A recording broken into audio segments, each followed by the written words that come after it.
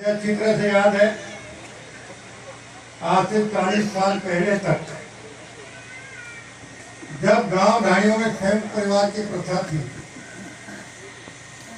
आधुनिक युग की आपाधापी नहीं थी। ऊंट बैल से कुएं की सिंचाई होती थी, सारी खेती व्यक्ति के हाथों से होती थी। आधुनिक यंत्र उपलब्ध नहीं थे। उस जमाने में मुझे अच्छी तरह से याद है कि हमारे बुजुर्ग सुबह 5 बजे उठकर सबसे पहले अपने बैल या ऊंट को चारा पानी देने का काम करते थे। फिर उन्हें खोलकर कुएं की तरफ प्रस्थान करते थे। सुबह सूर्योदय से पहले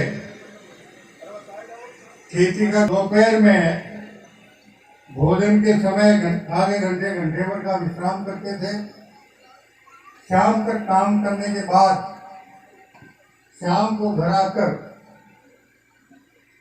अपने ऊंट बैल की चारे पानी की व्यवस्था कर, खुद का भोजन पानी कर, फिर सारे बुजुर्ग गांव में एक निष्ठी और पौराणिक काल की बातें करते रहते थे और उनकी गोद में उनके पोते पोती नाती खेलते रहते थे और उन बुजुर्गों की बातें सुनते रहते थे।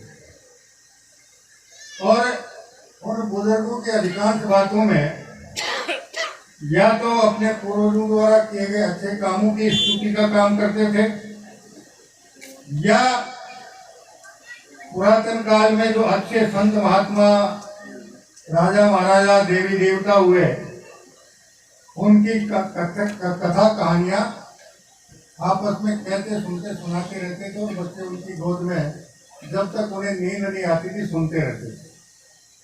और उससे उनको भूत क्या प्रभाव हो सकते हैं, इसका एक श्रेष्ठ उदाहरण अब हम अगर भारत के स्वतंत्रता कालखंड के स्वतंत्रता संग्राम के कालखंड का अध्ययन करें तो पंजाब का एक संपन्न परिवार का नवयुवक ब्रिटेन में, इंग्लैंड में पढ़ाई करने गया। दोस्तों की चौकड़ी जमी, मौज मस्ती करने लगे और पीछे उसका परिवार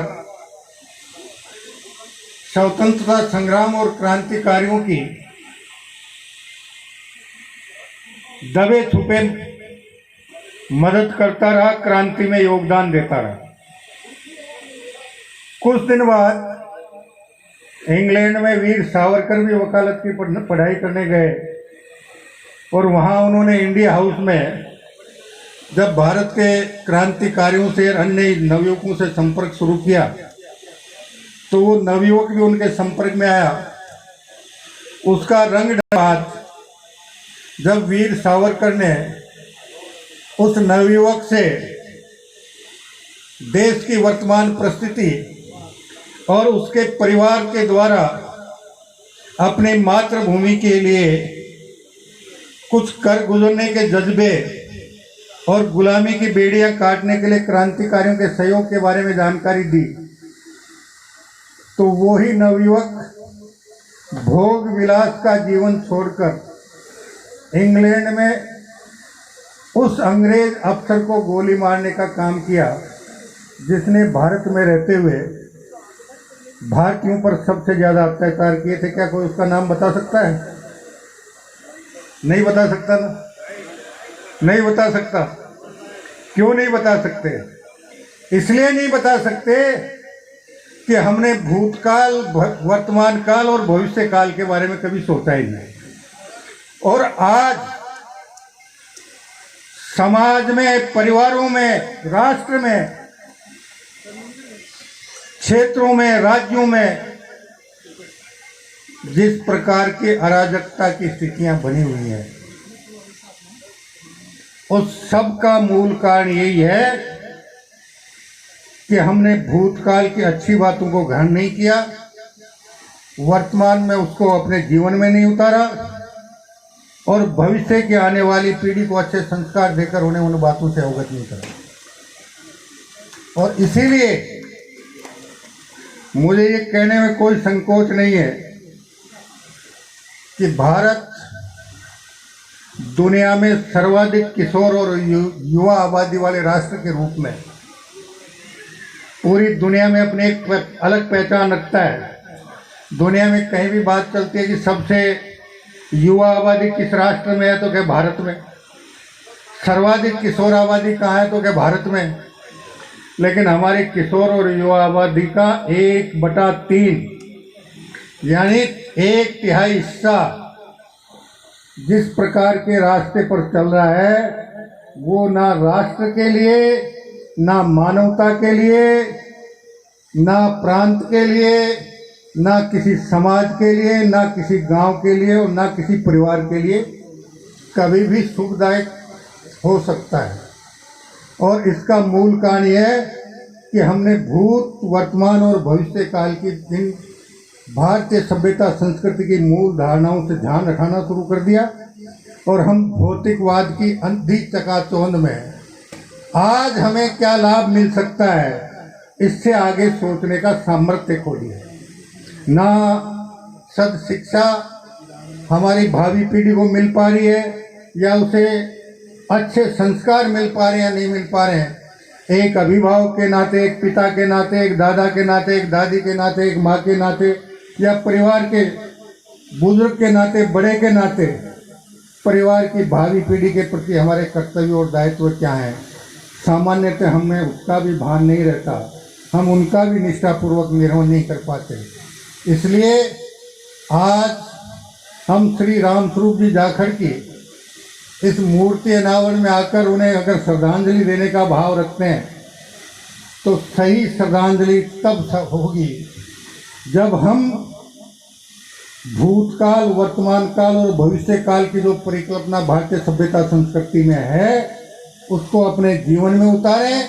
भूतकाल में हमारे पूर्वजों ने जो अच्छे काम किए, उनको वर्तमान काल में आगे बढ़ाएं।